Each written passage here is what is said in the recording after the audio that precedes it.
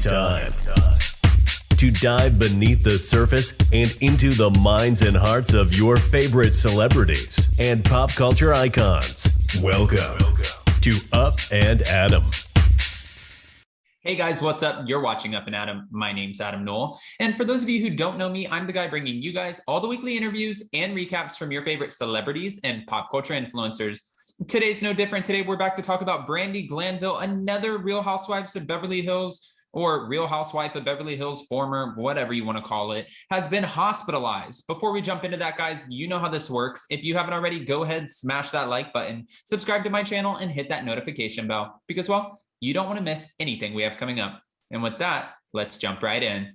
So guys, we know that Kyle Richards, a week or two ago, she had to go to the hospital in an ambulance because she was walking around her backyard and walked right into a bee's nest. Now, we all know that Kyle Richards is deathly allergic to bees, so she didn't have her EpiPen, or her EpiPen wasn't working. At the end of the day, well, she wanted to share this message to her 3 million plus followers and let us know, hey, listen, it's always important, even if you have your EpiPen, to call an ambulance in order to have that care to help you get better with your breathing and make sure that you're absolutely okay.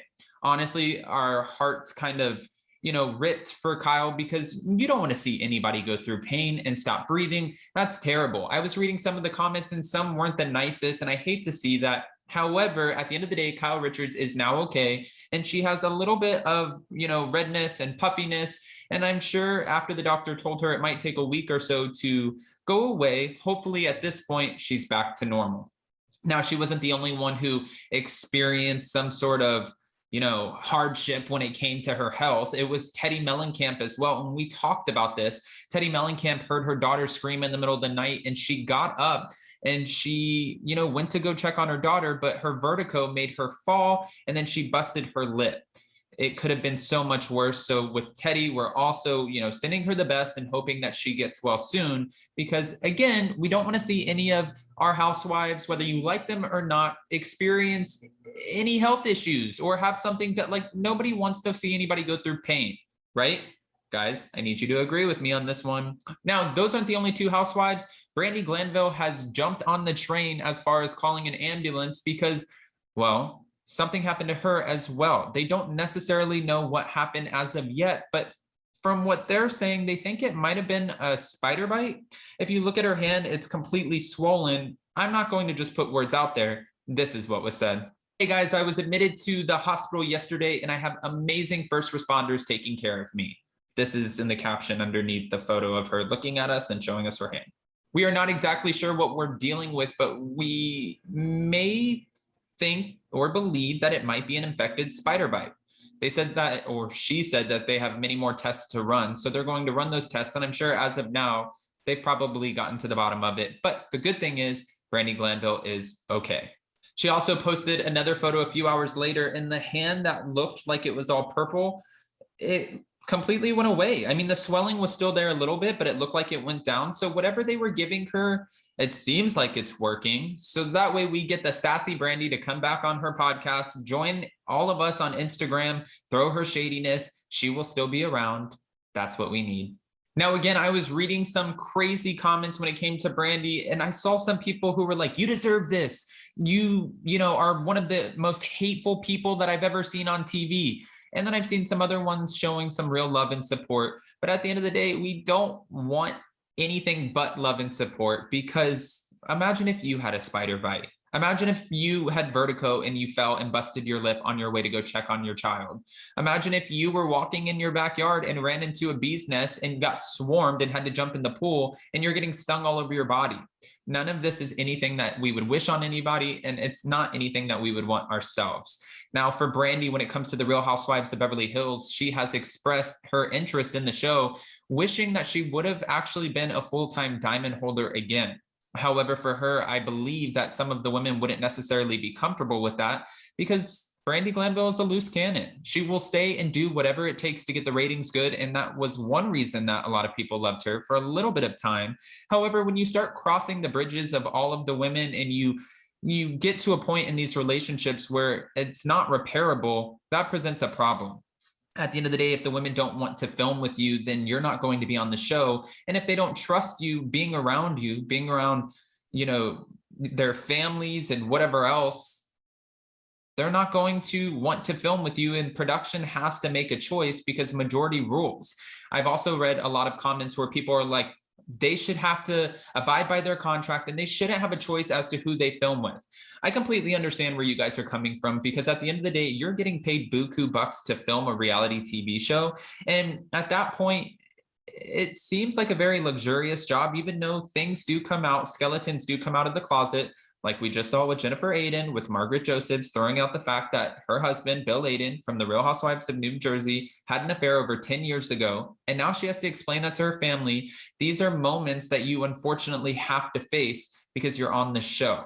Now, after Brandi Glanville came on in season 10, she revealed that she allegedly had this hookup with Denise Richards, and the women ran with it.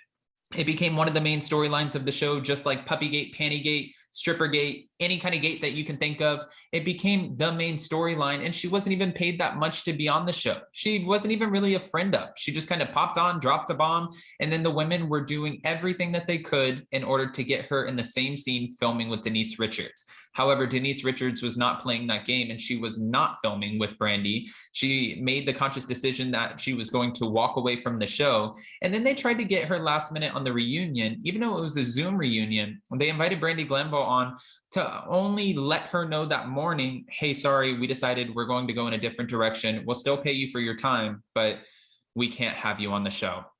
I'm really guessing that that would be Denise Richards calling. However, even after that, and production decided to make sure that Brandi wasn't on there to keep Denise comfortable, Denise decided to walk away from her $4 million contract. It was 4 seasons, $4 million, but she only fulfilled 2 years of that contract. Now Denise Richards is, I don't want to say begging to come back, but she's definitely expressed her interest in coming back. And Garcelle has expressed that same interest on Watch What Happens Live. So between the two of them, we obviously know Denise Richards is missing that easy paycheck. And who wouldn't? $4 million, I would never walk away from that.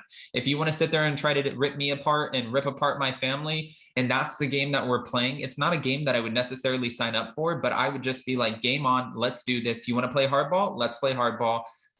Here we go. Welcome to the Real Housewives. With that, guys, I just want to say we are going live today to talk about the Real Housewives of Beverly Hills. Last night's episode, because it was interesting to say the least, Erica Girardi shared a little bit of information with all of us when it came to her husband, Tom Girardi, and letting us know, or at least letting Garcelle and Crystal Kung Minkoff know, that Tom Girardi has been calling her daily. Now, fans are speculating that that was a slip up and she might have said too much, because remember, there are so many attorneys that are watching the show right now waiting for this slip up. It's the same thing that Jen Shah is going to be experiencing when she's on the show, and she's already filmed, they've wrapped season 2 amid all of her legal woes and everything that's going on. If she has a slip up, the attorneys will be watching. They'll be waiting for that moment of weakness. And not only that, they'll probably subpoena the footage, anything that has to do with Jen Shah, before the show even comes out, in order to see if there is some sort of misstep on Jen Shah's part. You can't run from these people. Now, we're going to be talking about all of this and more today with Zach Peter on my channel at 12 p.m. Eastern Standard Time, 9 a.m. Pacific Standard Time. So if you guys have time, make sure you jump in and join us. Join us on the live chat. So many questions. And I just want you to enjoy the show, I guess. If you haven't, comment below. Let me know what you think about Brandi Glanville joining Teddy and Kyle as a part of the ambulance team, going to the hospital and getting in these sort of unfortunate situations. What are your thoughts? And what are your thoughts on this week's episode of The Real Housewives of Beverly Hills? I've asked you so many questions to which I need so many answers. So if you haven't already, comment below. And before you go, don't forget to smash that like button, subscribe to my channel, and hit that notification bell. Because, well, you don't want to miss anything we have coming up. With that, we'll see you next time. Bye, guys. Check us out every Monday and Wednesday. Thanks for watching Up and Adam.